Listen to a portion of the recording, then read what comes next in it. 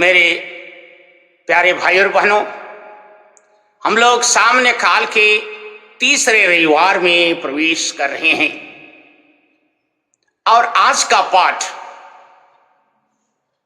मन परिवर्तन और पछतावा पर निहित है। आज का पहला पाठ नबी नेहम्याह का ग्रंथ अध्याय 8 पद संख्या 2 से आगे कहता है कि मूसा के नियम के अनुसार एक विशाल जनसमूह पश्चाताप किया और मन परिवर्तन किया। यह पाठ हमें प्रेरणा देती है कि हम धर्म ग्रंथ पर विश्वास करें और अपने जीवन को अवलोकन करते हुए समझें कि हम में कौन सी कमी और कमजोरियां हैं, कौन सी गलती, कौन सी भूल और चूक हुई है जिसके लिए हमें पश्चाताप करने की जरूरत है। हमारा मनोभाव दिन प्रतिदिन बिगड़ता जाता है। हम ईश्वर से, गिरजा से और धर्म से विमुख होते हैं। आज मन परिवर्तन करने की जरूरत है। संत लूकस के सुसमाचार अध्याय 4 पद संख्या 1 से 4 और 14 से 21 में सुंदर सी बातें प्रस्तुत की गई है। कहता है कि ईश्वर अपनी प्रतिज्ञा पर कभी विफल नहीं होता है। ईसायाह नबी ने जो भविष्यवाणी की थी और आज के सुसमाचार में यह अक्षरशः पूर्ण होता दिखता है।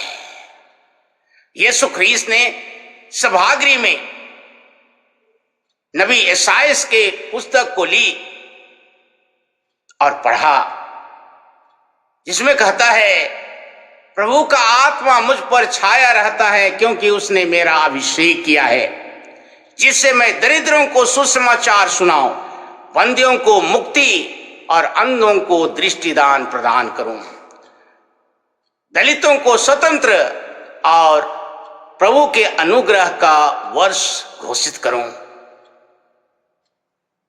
आगे कहता है, धर्म ग्रंथ का यह कथन आज आप लोगों के सामने पूरा हुआ।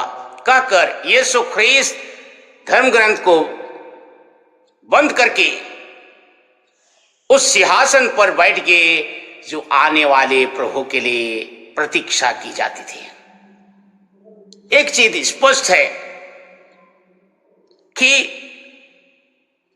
दरिद्रों को सुसमाचार सुनाओ, यह वाक्यांश ईसायाह नबी के ग्रंथ अध्याय 61 पद संख्या 1 में दिया गया है, जिसे यीशु ख्रीस्त ने आज हम प्रत्येक जन के लिए कहना चाहते हैं। लूकस के सुसमाचार अध्याय 4 पद संख्या 18 में, क्योंकि यीशु ख्रीस्त अपने मुक्ति का, अपने स्वतंत्रता का जो संदेश है प्रत्येक जन को सुनाना चाहते हैं। सबसे पहले हम जाने कि यीशु ख्रीस्त गरीब, गिरे, शोषण तबके के लोगों को मुक्ति का और जीवन में स्वतंत्रता का संदेश देना चाहते हैं। स्पष्ट है कि गरीबों की बातें सुनी जाती है, उनके दुख तकलीफ देखी जाती है और उनके सभी कल्याण के काम किए जाते हैं। हम प्रत्येक दिन अपने समाज, अपने समुदाय, अपने राज्य के प्रणाली और ढांचे से हम बंदी बनाए गए हैं, जकड़े हुए हैं, निकल नहीं पाते हैं और इसलिए यीशु ख्रीस्त इससे छुटकारा देना चाहते हैं। अगली बात है कि हम प्रत्येक जन विभिन्न आदतों से, लत से, मनोभाव से बंदगी का अनुभव करते हैं, स्वतंत्र महसूस नहीं करना चाहते हैं। यीशु ख्रीस्त इस बंदगी को तोड़ना चाहते हैं। देखिए, हम शिक्षित हैं, पढ़े लिखे हैं, फिर भी हम अच्छे को, सच्चाई को देख के भी अनदेखा करते, ऐसे जैसे हम अंधे हैं। धर्म ग्रंथ को अगर हम विश्वास करेंगे तो हमारे ये दृष्टि खुलने लगेगी। मनुष्य को मनुष्य की तरह, माँ बाप, भाई बहन, पड़ोसी को पड़ोसी की तरह हम देख सकेंगे। ईश्वर को हम अपने पड़ोसी में पहचान सकेंगे। आज नहीं पहचानते क्योंकि हमारी दृष्टि आज अंधी हो गई है। यीशु ख्रीस्त आगे कहते हैं, दलितों को सुसमाचार सुनाओ।